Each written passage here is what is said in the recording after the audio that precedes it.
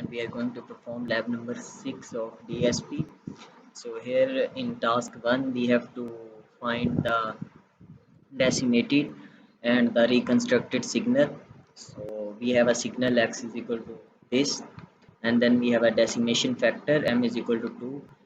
We divide the signal into even and odd samples here you can see, and then we calculate the DFT for individual even and odd sample.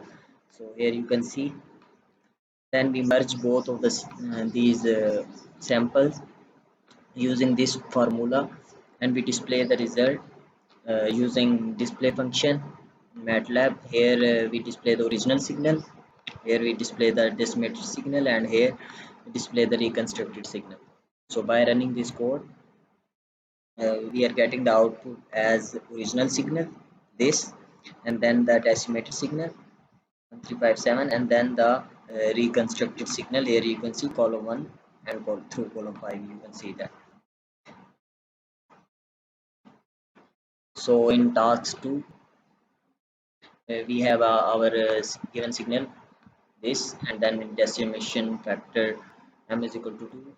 Again we divide the signal into even and odd sample, then we calculate the even and odd sample DFT using this formula, then we merge the signal same as in we did in task 1.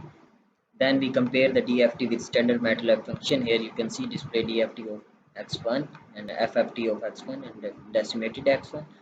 So by running this code, we get here output as original signal, decimated signal, and DFT of x1.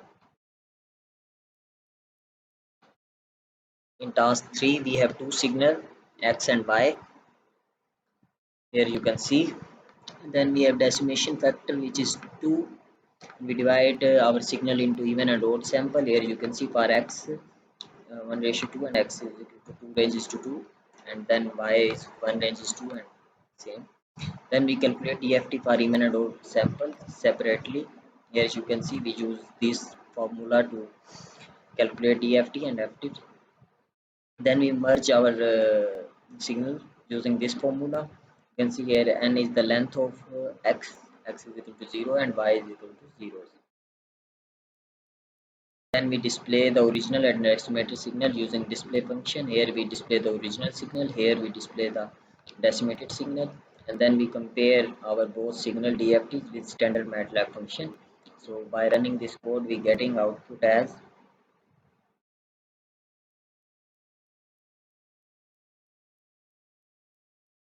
you can see here DFT of decimated Y signal, this, and decimated of X here. So in task 4, we have a input signal x is equal to this, and we calculate the frequency representation using myFFT function. Then we compare it with standard MATLAB function, and then we display the results.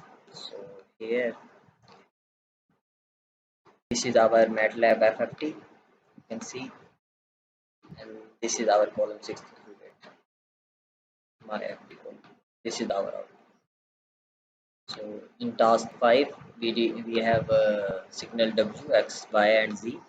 Then we calculate the FFT using myFFT function we already saved, and then we calculate the FFT using standard functions here. Then we compare our result with FFT of myFFT. Then we here display our signal as signal y, custom function, then we standard function, then signal of z, then custom function and standard function. By running this code, we getting the output as this. See, this is our output. We have custom function, we have our FFT compared with FFT signal y and signal z. So this is our lab number 6.